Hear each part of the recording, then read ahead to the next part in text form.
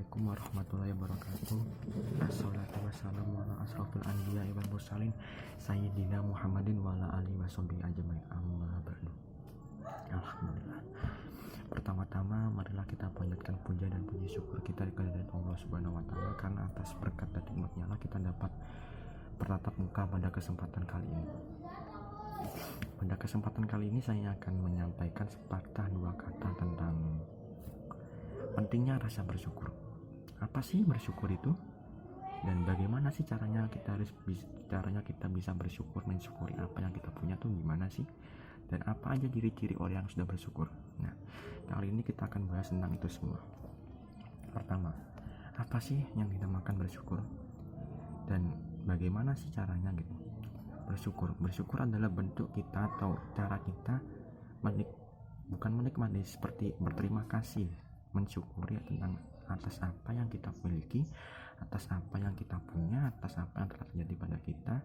Dan intinya tuh arti dari bersyukur adalah bentuk kita berterima kasih kepada yang di atas, karena atas apa yang telah kita punya, atas apa yang telah terjadi pada kita, yang kita alami dan kita lalui sejauh ini, baik itu negatif maupun positif. Maksudnya negatif tuh dalam artian yang susah ataupun mudah, atau yang senang sedih itu kita syukuri, lalu kita berterima kasih.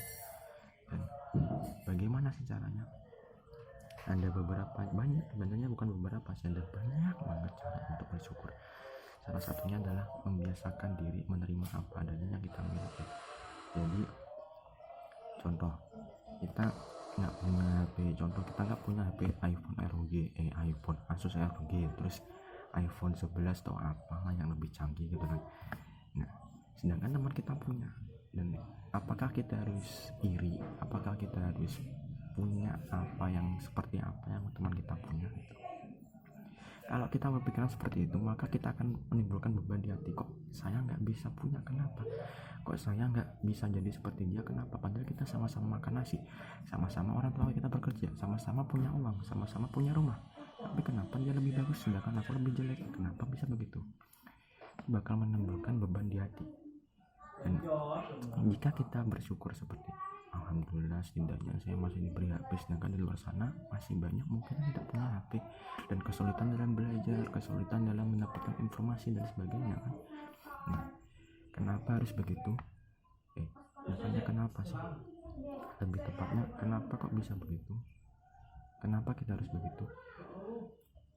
Efek dari hal tersebut, dari kita menerima apa adanya, adalah beban di hati kita berkurang. Jadi kita lebih bisa menikmati hidup dengan tenang.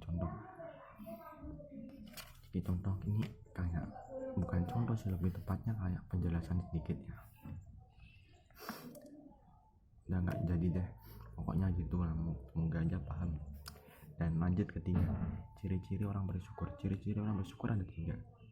Kalau kita jelentrehkan atau jelaskan, ini nggak jauh beda dengan ciri-ciri orang beriman. Ciri-ciri orang beriman kan juga ada 3. 1, meyakinkan dalam hati. 2, mengucapkan dalam lisan. Dan 3, melakukan dengan perbuatan. Contoh-contoh orang bersyukur juga gitu, sama, nggak ada berbeda. 1, apa tadi?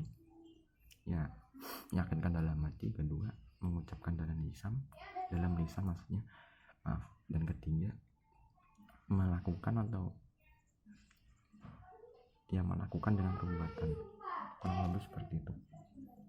Dan semoga apa yang saya sampaikan tadi bisa bermanfaat, dan semoga Anda paham. Dan jika ada salah kata ataupun salah tingkah, saya mohon maaf sebesar-besarnya. Sekian dari saya, semoga bermanfaat. Wassalamualaikum warahmatullahi wabarakatuh.